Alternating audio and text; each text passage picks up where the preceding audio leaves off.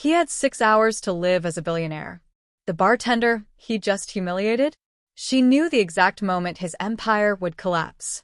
And when she whispered those 7 words about his secret offshore account, his $3 billion fortune started a countdown to zero. What she did next will leave you breathless. Welcome to the story room. While you are here, please hit the subscribe button and comment your view on the story and where you're watching from. Let me tell you about the night a powerful man learned that cruelty has a price. In the glittering heart of Dubai, inside a restaurant called the Golden Falcon, there lived a man named Damien Cross. He was 44 years old and owned one of the largest private equity firms in the Middle East. His company, Cross Holdings, controlled shipping ports, oil refineries, and half the luxury real estate between Abu Dhabi and Bahrain. Damien had $3.2 billion to his name. He wore custom suits that cost more than most people earn in a year. His watch could buy a house. His cars filled a private garage that looked like a museum. But none of that money could buy him kindness. Damien Cross was cruel. Not the kind of cruelty that comes from anger, but the cold, calculated cruelty of a man who enjoyed watching others squirm. He fired employees for sport. He humiliated business partners in public. His own brother hadn't spoken to him in a decade. Tonight, he sat in his favorite corner booth at the Golden Falcon with his business partner, a nervous man named Eric Hayes who laughed too loudly at all of Damien's jokes. "Listen to me carefully," Damien said, swirling expensive whiskey in a crystal glass. "Tomorrow morning, we announce the acquisition of Atlas Marine, the shipping company. Our stock jumps 50%, maybe 60%. We sell everything by noon and walk away with $500 million in profit before anyone realizes Atlas is drowning in debt." Eric shifted uncomfortably. "Isn't that? What about the shareholders who'll lose everything?" Damien smiled. It wasn't a kind smile. "What about them? They chose to play the game. Not my fault they're bad at it." He felt untouchable. He felt like a king. That's when she appeared. The bartender walked over carrying a tray of fresh glasses. She was young, maybe late 20s, with dark hair pulled into a tight ponytail. Her uniform was simple and black. Her face showed the exhaustion of someone working a double shift. Her name tag read Isabella. "Your drinks, Mr. Cross," she said quietly, setting down the glasses with practiced efficiency. Damien looked at her the way you look at furniture. He didn't see a person. He saw someone beneath him. And suddenly, the devil inside him wanted to play. "Wait," Damien said, holding up a hand. "Before you go." Isabella stopped, her hands gripping the empty tray. "Yes, sir? Is something wrong?" "No, nothing's wrong," Damien said, leaning back and grinning at Eric. "Actually, my friend and I were just discussing a major investment. We're about to move, let's say $500 million.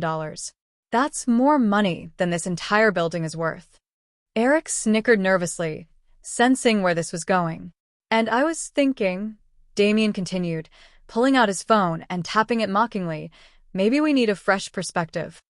Someone with real street smarts." Isabella stood perfectly still. "So here's my question for you," Damien said, his voice dripping with condescension. "If you had $10 million right now, what would you do with it? Real estate? Stocks? Or would you just hide it under your mattress?" He was smiling like a shark.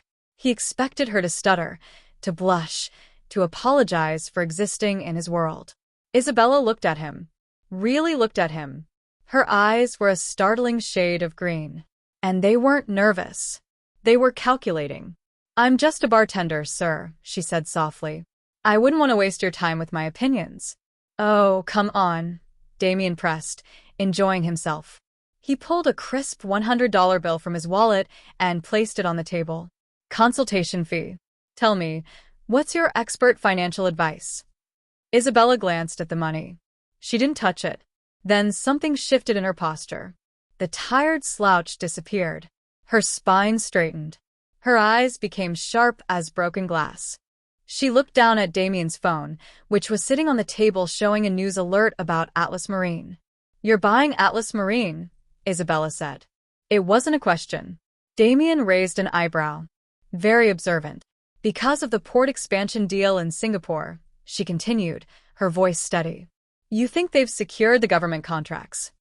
Eric's nervous laughter died in his throat. We know they have, Eric said defensively. It's a done deal. Isabella let out a breath that sounded almost like a laugh. Sir, if I were you, I wouldn't buy Atlas Marine. I would short it. I would bet against it with everything you have. The restaurant noise seemed to fade away. Damien's smile vanished. Excuse me? Atlas Marine doesn't have the Singapore contracts, Isabella said, her voice low and rapid. The CEO, Robert Mendez, has been falsifying the approval documents. He's been using a shell company called Blue Horizon Trading to bribe port officials. But 3 days ago, he missed a payment. Tomorrow at 9 a.m. Singapore time, the Maritime Commission is raiding their headquarters. The stock won't jump 50%, Mr. Cross. It's going to collapse. Damien stared at her like she'd just spoken in a different language. What is she talking about? Eric stammered. Who is Blue Horizon? Isabella wasn't finished. She leaned in slightly, her voice dropping to a whisper. Furthermore, you're leveraged 5-to-1 on this trade using a swap agreement with Deutsche Bank. If Atlas drops below $15 a share, you'll face a margin call that will wipe out your entire firm. You're not just risking profit, Mr. Cross. You're risking everything you've built. She straightened up, her face returning to the neutral mask of a bartender. But I'm just a bartender, she said quietly. I'd probably just put it under my mattress. Then she turned and walked away, disappearing into the kitchen. Damien sat frozen. The ice in his drink had melted. His hands were shaking. She's crazy, Eric said, his voice cracking. She's making it up. Blue Horizon? Maritime raids? She probably saw something on Reddit. But Damien wasn't listening. His heart was pounding. Because she'd said something specific. Blue Horizon Trading. He knew that name. He'd seen it buried deep in the acquisition documents, listed on page 287 as a minor consulting partner. He dismissed it as irrelevant. How did a bartender at a Dubai restaurant know about a hidden shell company in confidential merger documents? Get the car, Damien said, grabbing his phone. What? We haven't even finished our drinks. Get the car now. Damien roared, causing heads to turn throughout the restaurant. He dialed his head analyst as he ran toward the exit. Ramon, wake up. I don't care what time it is. Pull everything we have on Atlas Marine's regulatory compliance. Look for any payments involving a company called Blue Horizon Trading. Do it immediately. Damien burst out into the hot Dubai night, his breath coming in gasps. He looked back through the restaurant window. He could see the kitchen doors swinging. He didn't know who Isabella was. But the cold fear settling in his stomach told him one thing. The joke was over. The drive back to Cross Holdings in the financial district was a blur of neon lights and panic. Damien sat in the back of his black Mercedes, his laptop open, refreshing market data obsessively. Atlas Marine was trading steady at $42 in after hours. You're overreacting, Eric said from the passenger seat. Damien, think about it. She's a bartender. If she knew anything real, why would she be pouring drinks? She knew about the swap, Damien snapped. Only 4 people know the terms of that leverage. Me, my CFO, the Deutsche Bank rep, and my lawyer. How did she know the exact margin call trigger?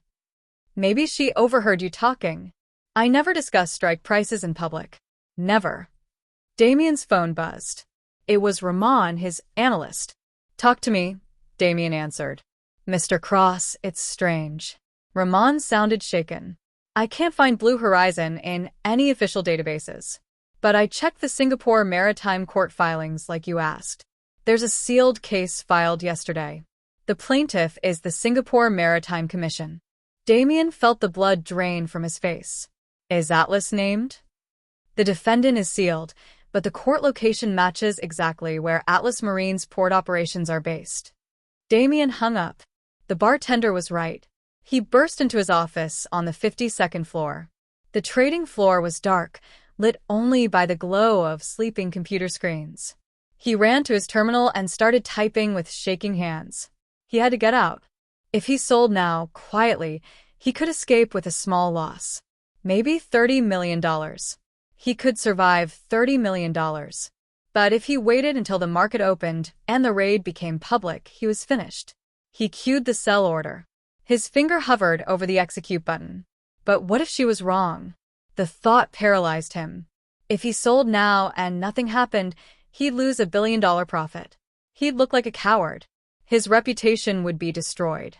He needed to know who she was. "Get me security at the Golden Falcon." Damien barked at his assistant, who'd rushed in still in her pajamas. "Sir, call the restaurant. I want the employment file on the bartender named Isabella. Now." 10 minutes later, his phone rang. "Mr. Cross," the restaurant manager said nervously. "You asked about Isabella Reeves?" Yes. "Tell me everything." Well, she's been with us for 4 months. Very professional. Excellent references." "References from where?" "Let me check. Previous employment at a hotel in Mumbai. Before that, a cafe in Barcelona. Before that, a hotel maid and a cafe worker?" Damien interrupted. "That doesn't make sense. She knows financial derivatives. Where did she go to school?" "It doesn't say, sir. Just lists her certifications for bartending." "Anything unusual about her?" "Well, yes, actually. She requested payment in cash only. Said she didn't trust banks. And her emergency contact is unusual." "What do you mean?" "It's a law firm. Blackstone and Meyer." Damien's blood turned to ice. Blackstone and Meyer wasn't just any law firm. They were the elite defenders of white-collar criminals. They represented billionaires when governments came after them. Their retainer fee was $5,000 per hour. Why would a bartender with no bank account have a top-tier criminal defense firm on speed dial? Damien looked at the clock. 3 a.m., 6 hours until the Singapore market opened. 6 hours until the raid. If Isabella was telling the truth, he needed answers. "Eric," Damien said, turning to his partner, who was passed out on the office couch. "Wake up. We're going to find her." "Find who?" "The bartender. I had our private investigator pull her address from the restaurant's security footage. We're going to her apartment." Isabella Reeves lived in a modest apartment building in Sharjah, across from a small grocery store and a laundromat.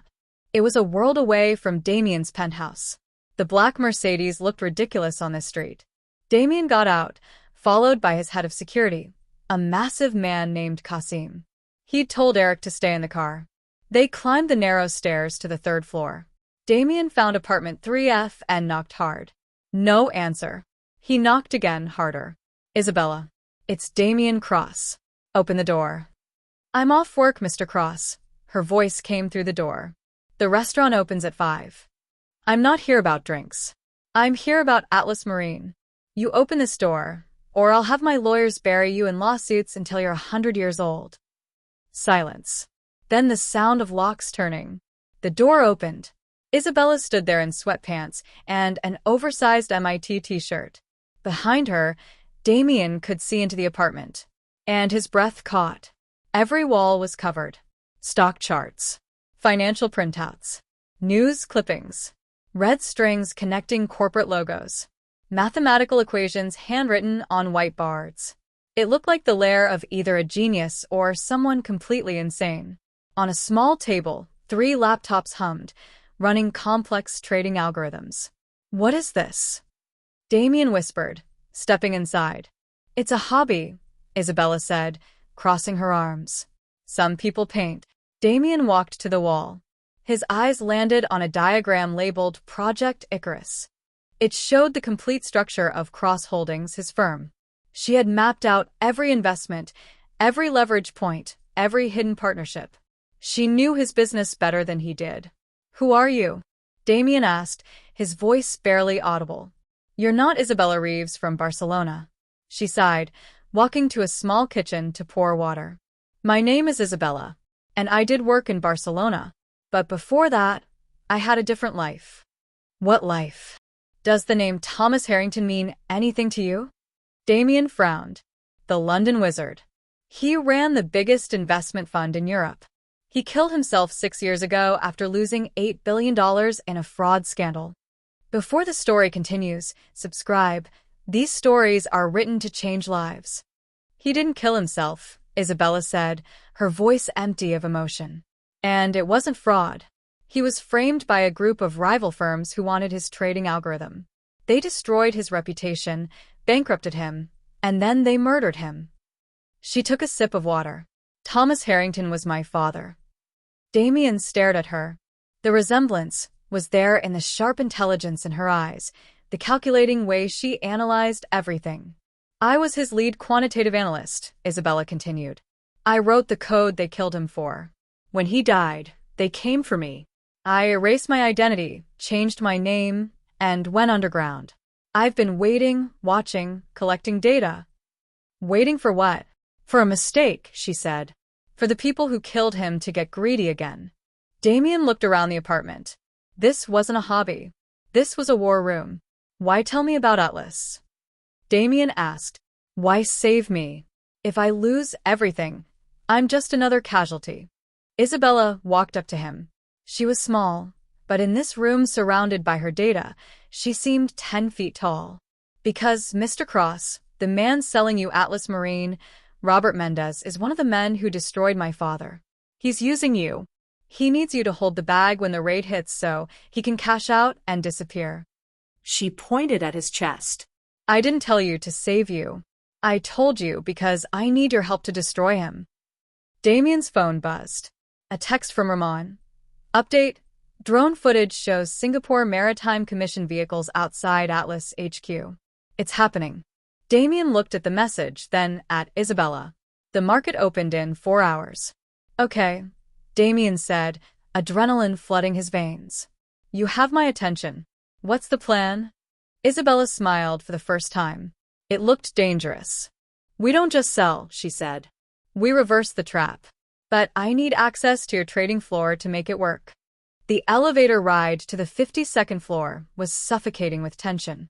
Damien stood watching the numbers climb, his reflection pale in the polished doors. Beside him, Isabella clutched her worn laptop bag like it contained nuclear secrets.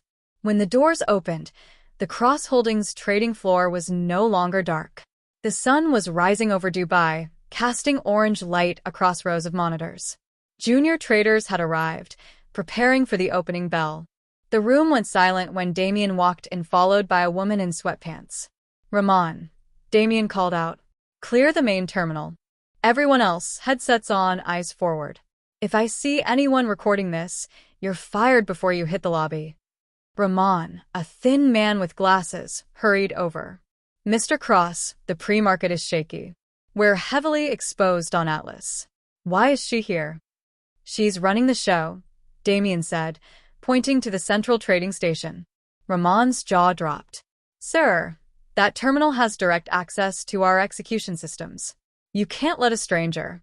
Step aside, Ramon, Isabella said quietly. She didn't wait for permission. She walked past him and sat in the chair. She plugged in her USB drive. Red alert. Security breach flashed on the wall screens. Isabella's fingers flew across the keyboard. Within seconds, the red warning vanished, replaced by flowing green code. Your firewall is outdated, she muttered. You're using encryption from 2019. Adorable. She looked up at the stunned traders. Listen to me, she said. Robert Mendez is watching the markets. If we just dump Damien's shares now, Mendez will halt trading and trap us. We'll be slaughtered. So, what do we do? Damien asked. We buy, Isabella said. The room gasped. Once again, subscribe for more shocking stories like this. Let continue, the company is about to collapse. Ramon shouted. Exactly, Isabella said calmly. Mendez is arrogant. If he sees massive buy orders, he won't think trap. He'll think someone leaked good news. He'll think the Singapore deal is approved. He'll get greedy and dump his hidden shares to cash out at the peak. She pulled up a diagram on screen. Mendez owns 35% of Atlas through offshore accounts. If we drive the price up artificially, he'll release everything to sell into our buying frenzy. Once he's fully exposed with no reserves left. She looked at Damien. We pull the buy orders and short the stock into oblivion. A rug pull, Damien whispered. On a massive scale, Isabella confirmed. But we need perfect timing. 1 second too early or too late, and we lose everything. Damien looked at the clock. 8:55 a.m. 5 minutes to the opening bell. Do it, Damien said. Sir, Ramon protested. Give her full authorization. Damien shouted. Override every safety protocol. Today we don't follow the market. We break it. Isabella cracked her knuckles. Ramon, monitor Singapore news feeds. Watch for any government movement. Eric, she glanced at Damien's partner. Get me coffee. Black, no sugar. I don't fetch coffee, Eric said indignantly. Isabella didn't look up. Do you want to be broke, Eric? Eric ran to the break room. 30 seconds to open, Isabella announced. The room fell silent except for the hum of computers and heavy breathing. The ticker for 8ELM hovered at $42.30. Orders ready, Isabella said. Buying 400,000 shares at market. Algorithm Trojan horse is active. 3, 2, 1. The opening bell rang. Execute, Isabella whispered, hitting enter. The market exploded. ATLM shot upward. $44. $46. $48. Order filled, a trader shouted. Price climbing. Buy more, Isabella commanded. Another 300,000 shares. Make it look like a feeding frenzy. The green candle on the chart rocketed upward. Day traders saw the spike and jumped in. Social media lit up with rumors. $51. $53. Massive resistance at $55. That's him, Isabella said, eyes locked on the screen. Look at the sell orders appearing. Mendez is dumping his offshore shares. He's cashing out. We're losing $18 million in real losses, Ramon moaned. Wait, Isabella said. Let him empty everything. Suddenly, a huge block of shares appeared. 3 million shares offered at $56. There, Isabella said. He's all in. He thinks he's won. Then her phone buzzed. A message from Ramon. News alert. Singapore Maritime Commission confirmed raid on Atlas Marine HQ. Now, Isabella screamed. She slammed the macro key. Every buy order from Cross Holdings vanished instantly. Simultaneously, she executed a massive short sale. The effect was devastating. The price collapsed. $56, $48, $39, $28. It wasn't a decline. It was a freefall. He's trapped, Isabella said. He can't sell. There are no buyers. $22, $18. We're profitable, Ramon shouted. Then the screens froze. What happened? Damien yelled. We're being attacked, Isabella said, typing frantically. Mendez has cybersecurity. They're jamming our connection to the exchange. On screen, the price flickered. $19, $21. Mendez was fighting back. I'm locked out, Isabella said, panic creeping into her voice. For a moment, she wasn't in Dubai. She was back in London, watching her father's screens go black as they destroyed him. Snap out of it. Damien grabbed her shoulders. What would your father do? Her eyes focused. The backup line. Where's your old landline? The fax machine? Ramon said. It's in the server room, but it's too slow. I don't need speed, Isabella said, grabbing her laptop. I need a door. He's not watching. She sprinted across the floor. In the server room, she found the old phone jack, ripped out the cable, and plugged it into her laptop. The screech of a dial-up modem filled the air. Connected, she whispered. She sent the final command through the ancient line. Thousands of tiny short orders flooding the market from angles Mendez couldn't see. Back on the main floor, the screens came alive. ATLM. $21. $14. $8. $3. Breaking news.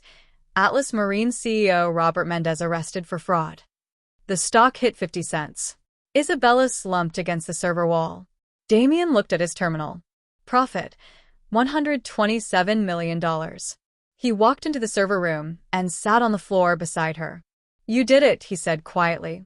You destroyed him. Isabella closed her eyes. He's not just broke. He's finished. Then Damien's private phone rang. The encrypted one only 6 people had the number to. "Cross," he answered.